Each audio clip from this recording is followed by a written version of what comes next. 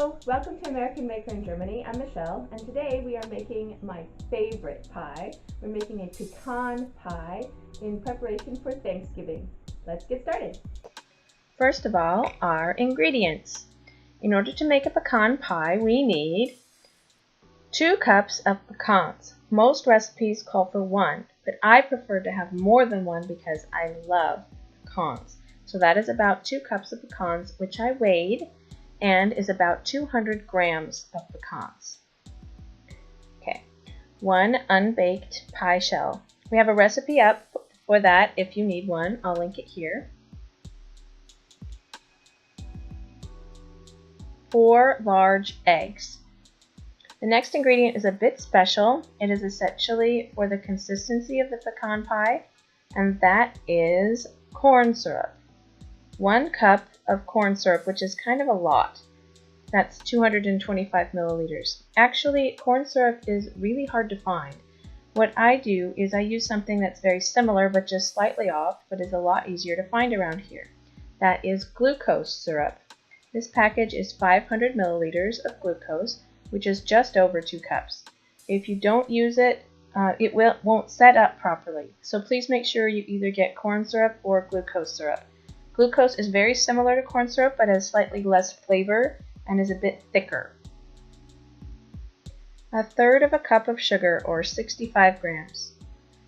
1/4 cup of butter, that's about 60 milliliters, and I've gone ahead and melted it. 1 tablespoon of lemon juice for extra flavor since there's so much sugar in it. 2 teaspoons of vanilla, or 2 packages of vanilla sugar. And a dash of salt. So let's put it all together. I begin with my eggs.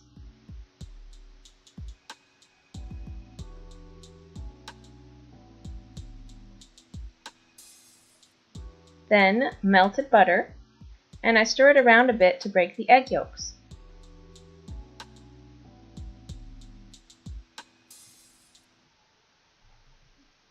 Then I add the sugar.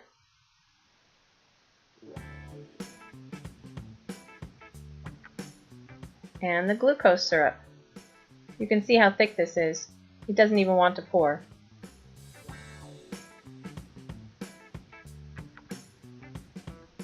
I had to scrape it out of the measuring cup with a rubber spatula.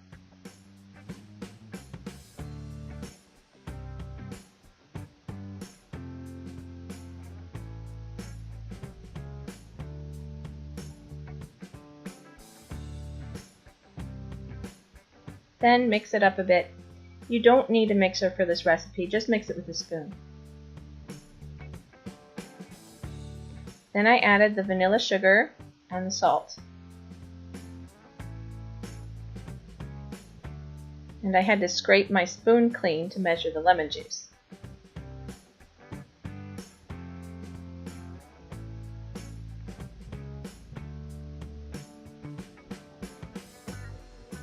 This is what it looks like at this stage. It's a bit thick and kind of funny looking. Then I toss in my pecans. The first time I made it, I thought I had to lay them all on the top of this mixture in the pie plate, but it turns out they aren't laid carefully along the top. They float in the mixture. So please stir them in and coat them in the sugar mixture before putting them in the pie crust. Here's what they look like in the crust.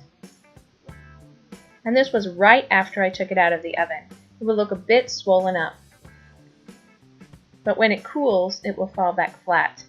I love this recipe, and if you even remotely like nuts, you will love it too. I hope this helps you make your Thanksgiving pies perfect, and see you again next time.